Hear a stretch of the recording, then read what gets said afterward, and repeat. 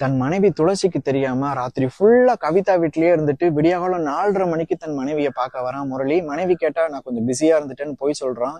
ஒவ்வொரு நாளும் 7 மாசமா கிட்டத்தட்ட கவிதா வீட்லயே அவன் ராத்திரியெல்லாம் இருக்கான். அந்த கவிதா இருக்காளே, அவன் கையில இருந்து கழுத்து வரைக்கும் முத்தம் கொடுத்துட்டு, இனி நீ இல்லைன்னா நான் செத்துருவேன், அதனால அவன் பொண்டாட்டியை விட்டுட்டு வந்து என்ன கல்யாணம் பண்ணிக்கோன்னு சொல்ற அளவுக்கு தீவிரமாயிட்டான்.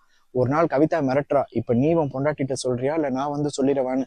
பயந்து போன முரளி தன் மனைவி துளசி கிட்ட இதை பத்தி பேச ஆரம்பிக்கிறான். அந்த துளசி ரொம்ப இலகிய மனம் படைச்சவ.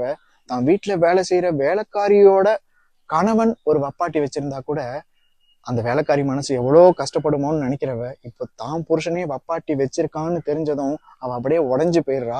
தான் வீட்டுல இருக்கிற ஒரு பூச்செடியை கூட தான் புள்ளன்னு சொல்லிக்கிட்டு அதை கூட அவ பத்திரமா பார்த்துப்பா. இப்ப தான் வீட்டுக்காரன் இப்படி பண்ணிட்டாங்கிறத அவளால ஏத்துக்கவே முடியல. அவ வீட்டுக்கு வெளியில ஒரு மரம் இருக்கும், அதுல ஒரு குயில் கூவும். இவளும் குயில் மாதிரியே கூவி பாப்பா. குயிலோட பாஷைலாம் இவளுக்கு தெரியும். ஆனா இப்ப தான் மனசுல வலிக்கிற வழிய எந்த பாஷையில தான் புருஷன்கிட்ட அவ சொல்ல முடியும்? ஏங்க, உங்களுக்காக நான் அப்பா அம்மாவெல்லாம் விட்டுட்டு வந்தேன்னு சொல்லவா முடியும்? இதெல்லாம் அவனுக்கே தெரியுமே.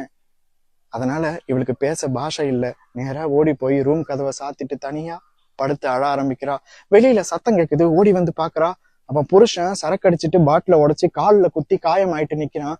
தான் மனசுல அவ்வளோ காயம் இவ வச்சிருந்தாலும் புருஷன் காலில் காயம் ஆயிடுச்சுன்னு சொல்லி அந்த காயத்துக்கு கட்டு போடுறா. அப்ப கவிதாவோட அசிஸ்டன்ட் ஒருத்தவன் அங்க வந்து, எங்க கவிதா மேடம் உடனே உங்களை வர சொன்னாங்கன்னு கூப்பிடுறான். தான் கண்ணு முன்னாடியே தான் புருஷனை இன்னொருத்தி கூப்பிடுறத இவ பாக்குறா. இவ புருஷன் காலில் இருக்கிற காயத்துக்கு கட்டு போட்டுட்டா. ஆனா இவ மனசோட காயம் இப்ப இன்னும் அதிகமாகுது. அதுக்கு ஆறுதல் சொல்ல அவன் புருஷன் அங்க இல்லவே இல்லை. அவன் கிளம்பி போயிட்டான் கவிதாவை பார்க்க. 3 நாள் ஆகியும் திரும்பி வரவே கிடையாது. மனைவிக்கு ஆறுதல் சொல்லாத அவன் அங்க போய் கவிதாவுக்கு ஆறுதல் சொல்லிட்டு இருக்கான். இவளுக்கு அந்த 3 நாளும் இவளால இருக்க முடியல, மனசு தாங்க முடியல. ரொம்ப புதுசா இருக்கு இந்த கஷ்டம் எல்லாம். சொல்லி அழ யாரும் இல்ல. நேரா போறா கவிதா வீட்டுக்கு. புருஷன் கிட்ட போயிட்டு சொல்றா, எங்க என் கூடவே வந்துருங்க, எங்கேயாவது ஏதாவது ஒரு ஊருக்கு போயிடலாம் அப்படின்னு சொல்லி கையை பிடிச்சி கெஞ்சுறா. அவன் கையை எடுத்துட்டான்.